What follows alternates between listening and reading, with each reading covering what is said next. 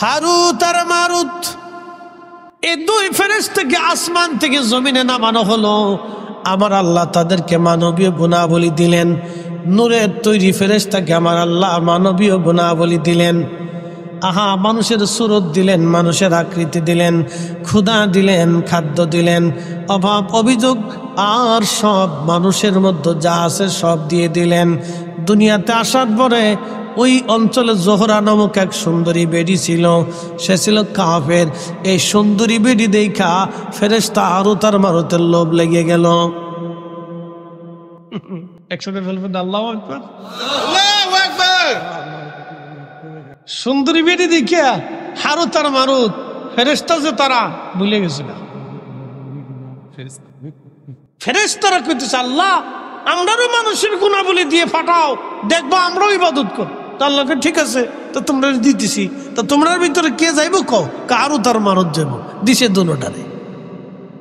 সুন্দরী বেটি দেখা দুজনে কাইতে হয়ে গেছে, এত সুন্দর। ওই যে মানবীয় গুণাবলী দিছে, লোভ দিছে, কামনা দিছে, বাসনা দিছে, সুন্দর রে। হারুত আর মারুত জোহরা নামক সুন্দরী মহিলার দিকে আকৃষ্ট হয়ে গেল। একটা পর্যায়ে তারা এমন একটা পর্যায়ে গেল, জোহরাকে ওই জেনা করার জন্য প্রস্তাব দিল। জোহরা ডাক দিয়ে বলল, হারুত আর মারুত তোমাদের সঙ্গে জেনা করতে পারি, কিন্তু শর্ত তোমরা আল্লাহর সাথে কুফরি করা লাগবে। তোমরা বলো আল্লাহ বলে কেউ নাই। হারুত মারুতের চিন্তা, যদি আল্লাহকে অস্বীকার করি তাহলে আখিরাত বরবাদ হয়ে যাবে। আমরা তো আল্লাহর দরবার দেখে আসছি, আসমান দেখছি, জমিন দেখছি, জান্নাত দেখছি, জাহান্নাম দেখছি, কত কিছু দেখছি। ডাক দেখে জোহরা আল্লাহকে অস্বীকার করতে পারবো না, এটা হবে না। জোহরা ডাক দিয়ে বলতেছে, হারুত আর মারুত তাহলে বলো, আমি একটা মদের বোতল দেব, মদ খাবা, আর একটা ছেলে, বাচ্চা ছেলেকে হত্যা করবা। যদি মার্ডার করতে পারো এবং মদ খাইতে পারো, আমি জোহরা তোমাদের সঙ্গে জানায় লিপ্ত হব। হারুত আর মারুত দুইজন আল্লাহ আল্লাহ ওই বাচ্চাকে হত্যা করলো, মদ পান করলো, তারপরে জোহরার সঙ্গে তারা জেনা করলো। যখন জেনা করছে আমার রব আমার আল্লাহ ডাক দেখা, হারুত আর মারুত দুনিয়াতে সামান্য সময়ের জন্য যেই তোমরা এত বড় অঘটন ঘটাই দিলা রে, ও হারুত আর মারুত তোমরা ফেরেশতা ছিলা নূরের তৈরি, আমি আল্লাহ নিজে পাক, আমি আল্লাহ না পাক পছন্দ করি না, আমি আল্লাহ নিজে পাক। তোমরা যেহেতু মদ পান করছো, জানা করছো, অতএব আমি আল্লাহর আসমানে আর কোনোদিন তোমরা আসতে পারবা না। শেষ। ঘুমাস কে? জোরে কোন আল্লাহু আকবার। রাত বাজে 3টা, ঘুমাইবো না তো কি করবো? বইয়ে রয়েছে তো বেশি, কি কথা কর না কেন, ঠিক কিনা? না জোরে বলেন আল্লাহু আকবার, আল্লাহু আকবার। সেলিম ভাই জোরে কোন আল্লাহু আকবার। ঠিক আছে, এই সব কেরামত সেলিম ভাই দেখছে, এই ঝামেলাটা সেলিম ভাই পাকাইছে। কেন সন্ধ্যার সময় খাইতে দিল? কি কথা কর না কেন? এই সময় যদি দিত তাহলে পুরো মাঠটা বড় থাকতো।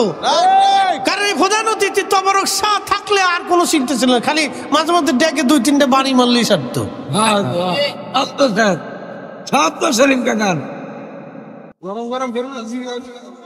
তবে আমরা যারা বসে গেছি, আপনারা যারা বসে গেছেন সব পাস। একসাথে বলবেন আল্লাহু আকবার।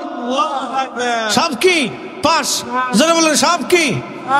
যারা বলেন অটো পাস, অটো পাস। এই বছরের মতো সব অটো পাস, একবারে এ ফিলাস। হ্যাঁ, আল্লাহ পাস করাই দিছে। জীবন আমরা অনেক গুণাটন আছে, আল্লাহকে আজকে তোকে মাপ সব করে একবার ক্লিয়ার করে দিছি। যা, কারণ আমরা এখানে বসে গেছেন, আপনারা এখনো তবরকের চিন্তা না, আল্লাহর মহাব্বতে, রসুলের প্রেমে। কথা কন ঠিক কিনা? হারুত মারুত সুন্দরী বেটি ভাইয়া অকাম করে ফেলছে। আল্লাহ কার আসমান আসতে পারবি না, শেষ। তাহলে এখন বলেন ফেরেশতারা চ্যালেঞ্জে পারল না। এই মানুষের সাথে আল্লাহর প্রেম হয়েছে। একসাথে বলবেন আল্লাহু আকবার। খুব মনোযোগ দিবেন। ফেরেশতাদের সাথে আল্লাহর প্রেম হলো না, আল্লাহর প্রেম হলো মানুষের সঙ্গে।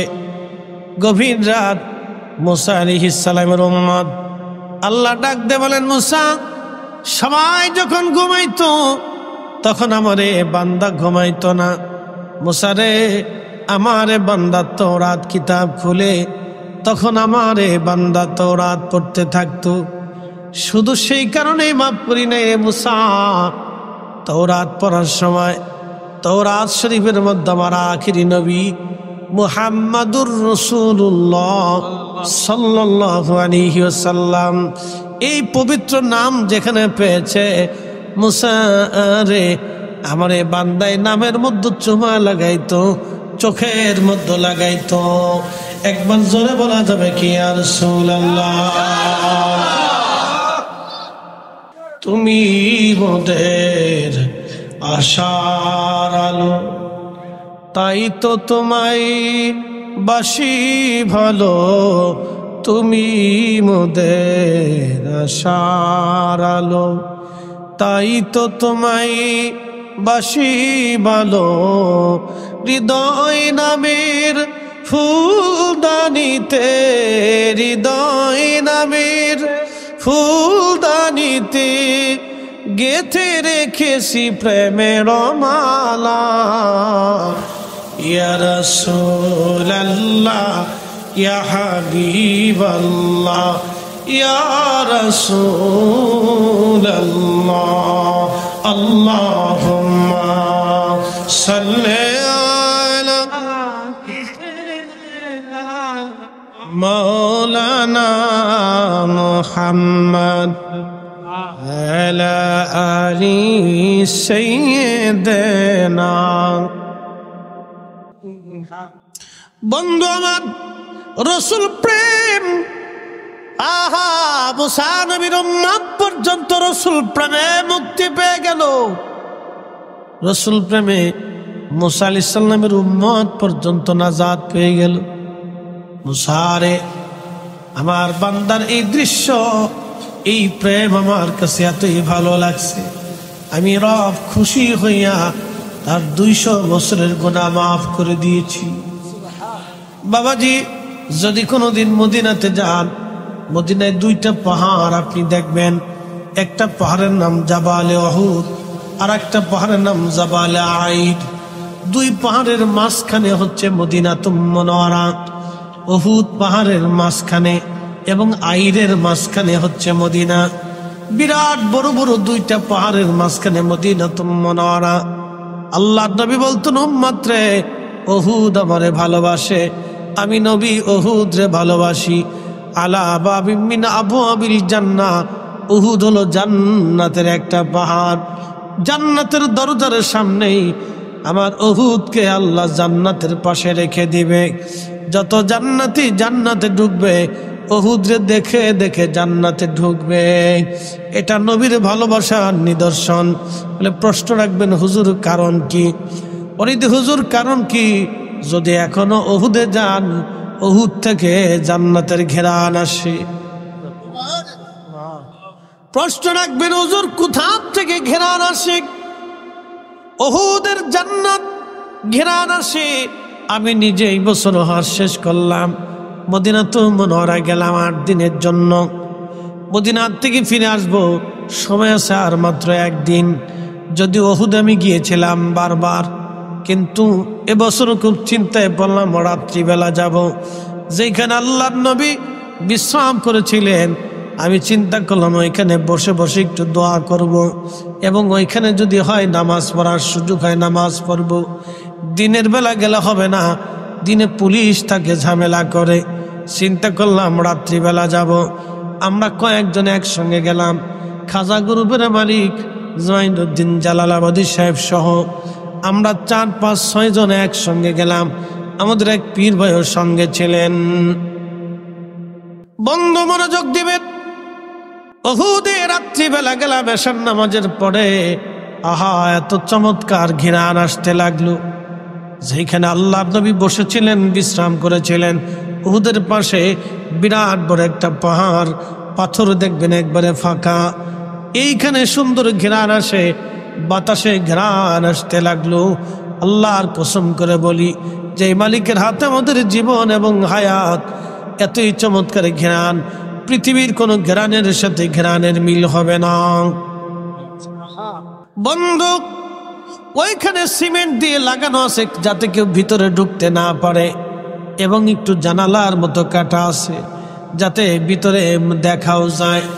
আমরা পাহাড়ের কোনায় উঠে ওর ভিতরে মাথা দিয়ে আরো লক্ষ্য করলাম যেখানে আল্লাহর নবী বিশ্রাম করেছিলেন, ওখান থেকে 1450 বছর পরে এখনো জান্নাতের ঘেরান আসে, এখনো ঘেরান আসে। এটা হলো ভালোবাসার বাস্তব প্রমাণ। একবার জোরে বলা যাবে কি আল্লাহু আকবার। হে রাসূল, তোমায় ভালোবাসি অন্তরে শুধু, মুখে নয়, জান্নাতের আশায় নয় হে রাসূল, জাহান্নামকে ডরি না। তোমায় পাওয়ার আশায় মন ছুটে যায় মদিনায়, তোমায় পাওয়ার আশায় মন ছুটে যায় মদিনায়। এ আশিকে দিদার দাও না, আর দূরে থাকিও না। এ আশিকে দিদার দাও না, আর দূরে থাকিও না। মদিনা থেকে বের হওয়ার সময় জুলহুলাইফা মসজিদের বাম পাশে একটা পাহাড়, এই পাহাড়ের নাম হচ্ছে জাবাল আইর। নবী বলতেন, জাবাল আইর আমার সাথে দুশ্মনী করে, আলা আবাবিন মিন আবাবিন নার, এই পাহাড়টা জাহান্নামের পাহাড়। এক পাহাড় নবীকে ভালোবেসে জান্নাতি, আর এক পাহাড় দুশ্মনী করে জাহান্নামী। এর অর্থ হচ্ছে মুমিনের ঈমান আমার নবী, জান্নাতের কারণে আমার নবী। রাসূল খুশি হলে আল্লাহ খুশি। মুসা নবীর উম্মত, আহা রাসূল আসে নাই হাজার হাজার বছর আগে, আমার রাসূলের নাম মোবারকে চুমা লাগাইয়া জান্নাতি হয়ে গেল, আল্লাহ তারে মাফ করে দিল। আমার নবীর নামে চুমা লাগাইয়া মুসা নবীর উম্মত আল্লাহ জান্নাত কিনে নিয়ে নিল। অতএব রাসূল ভালোবাসা মানে আল্লাহ ভালোবাসা। কাজী নজরুল কাল লিখেছেন, আমি যদি আরব হতাম, মদিনারি পথ, সেই পথ দিয়ে হেঁটে যাইতেন নূর নবী হযরত, নূর নবী হযরত। হযরত মুসা নবী আল্লাহর এই বান্দাটাকে ময়লা থেকে তুলে নিয়ে আসলেন হিলিয়াতুল আউলিয়ার ভিতরে। এই কিতাব ঘটনা এখানে আসছে, আমার ঘরের মধ্যে আছে কিতাব। এই কিতাবের ভিতরে আল্লাহ নবী মুসা আলাইহিস সালাম দ্রুত গতিতে ময়লা থেকে আল্লাহর বান্দাকে নিয়ে আসলেন, গোসল করাইলেন, কাফন পরাইলেন, জানাজা পড়াইলেন, সুন্দর গুরুস্থানে তাকে দাফন করলেন। আমার রব বলেন, মুসা রে, আমি আমার বান্দা 200 বছরের গুনাহ মাফ করে দিয়েছি। আমার আখিরি নবীর নাম মোবারককে তাজিম করার কারণে, সম্মান করার কারণে আমি আল্লাহ তার 200 বছরের গুনাহগুলি মাফ করে দিলাম। একসাথে বলা যাবে কি মারহাবা। এ বন্ধু, রাত গভীর 3টা বাজে। এই তাহাজ্জুদের সময়, এই সময় তো ওয়াজের সময় না জানি, তারপর আপনারা বসে আছেন, আপনারা বসে আছেন শুধু ওয়াজ শোনার জন্য। মনোযোগ দিবেন, রাসূল প্রেমের কথা যেহেতু আসছে, আবদার রেখেছেন হযরত বেলালের জীবনী যেন আলোচনা করি। বন্ধু, এই জীবনী আলোচনা করার জন্য তো প্রথম রাতের দরকার। তাহাজ্জুদের সময় গোনায় গেছে, এই সময় আর কি করে হবে? রাত 3টা বেজে গেল। তারপরও আপনাদেরকে নিয়ে ঘটনাটা বলবো, কারণ পৃথিবীতে যতজন আশিক রাসূল আছে তাদের মধ্যে হযরত বেলাল রাদিয়াল্লাহু আনহু অন্যতম শ্রেষ্ঠ। আর একজন আশিক রাসূল হযরত মুআজ আল কারনি রাদিয়াল্লাহু আনহু, আর একজন আশিক রাসূল হযরতে হানজালা গাসলুল মালায়েকা, আর একজন আশিক রাসূল হযরতে হানজালা গাসলুল মালায়েকা। বহু আশিক জীবন দিয়ে প্রমাণ করে গেল, ইয়া রাসূলুল্লাহ আপনাকে ভালোবাসি, আপনাকে ভালোবাসি। হযরত বেলাল তিনি বাস্তব প্রমাণ ছিলেন আশিক রাসূল। যদিও তিনি বংশগতভাবে তিনি নিগ্র ছিলেন, কালো ছিলেন, যদিও তিনি কালো, কিন্তু আশিক রাসূল হযরত বেলাল রাদিয়াল্লাহু আনহু কালো হলে কি হবে, তার অন্তরটা ছিল রাসূল প্রেমে উজালা। আজান দিতেন 5 ওয়াক্ত, 5 ওয়াক্ত আজানে হযরত বেলাল রাদিয়াল্লাহু আনহু সারা মদিনা মাতোয়ারা করে ফেলতেন। আজানের ফুয়ুজুত এত কঠিন ছিল, এতই চমৎকার ছিল, বলে দিয়ে যাচ্ছি আজও আজান হয় বেলালেরও আজান। আজও সেই কোরআন আছে আগের মতোই, আজও সেই কোরআন আছে আগের মতোই, আবু বকরের মতো পাঠক নেই আজও সেই, মুসলিম আছে আগের মতোই, আজও সেই মুসলিম আছে আগের মতোই, আবু বকর ওমর উসমান নেই আজও সেই, আজানের রসম আছে আগের মতোই, আজানের রসম আছে আগের মতোই, বেলালের মতো রূহ নেই আজও সেই। পৃথিবীতে 2 জন আশিক, তার ভিতর অন্যতম বেলাল। মদিনাতুল মুনাওয়ারাতে যখন আজান দিতেন, আজানের রসমে, আজানের প্রয়োজনে সারা মদিনার মানুষ ঘর থেকে বের হয়ে মসজিদে নববীতে এসে ভিড় করত আমার রাসূলের পিছনে নামাজ পড়ার জন্য। এতই চমৎকার আজান ছিল, কলিজার ভিতর থেকে টেনে নিয়ে আসতো। বেলাল এত বড় মুয়াজ্জিন, পৃথিবীতে কিয়ামত পর্যন্ত যত মুয়াজ্জিন আসবে, হাসরের ময়দানে সব মুয়াজ্জিনরা হযরত বেলালের পিছে পিছে দাঁড়ায় যাবে। একবার জোরে বলা যাবে আল্লাহু আকবার। দুনিয়ার যত ন্যায় বিচারক হযরত ওমরের পিছে দাঁড়াবে, দুনিয়ার যত দানশীল সবাই তারা হযরত উসমানের পিছে দাঁড়াবে। একসাথে বলবেন কি আল্লাহু আকবার। নারে তাকবীর, নারে রিসালাত, নারে তাকবীর। শাহ সৈয়দ নাসির বিল্লাহ রাব্বানী সাহেবের আগমন, নারে তাকবীর, আল্লাহু আকবার। আমরা সকলে বলি না মারহাবা। রাত গভীর, হুজুর আসছেন, দোয়া করবেন।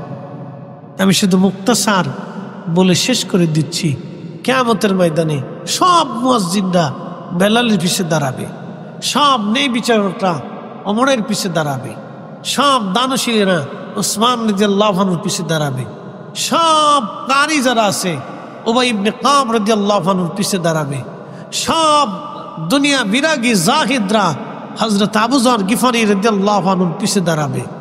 একসাথে বলা যাবে না আল্লাহু আকবার। আর সমস্ত শহীদরা হযরতে রাসূল করিমের চাচা সৈয়দুস শুহাদা আমির হামজা রাদিয়াল্লাহু আনহুর পিছে দাঁড়াবে। সমস্ত বীর মুজাহিদরা হযরত আলী রাদিয়াল্লাহু আনহুর পিছে দাঁড়াবে। আর দুনিয়ার সমস্ত নামাজি বুজুর্গরা হযরতে আবু বকর সিদ্দিক রাদিয়াল্লাহু আনহুর পিছে দাঁড়ায় যাবে। একসাথে বলা যাবে না আল্লাহু আকবার।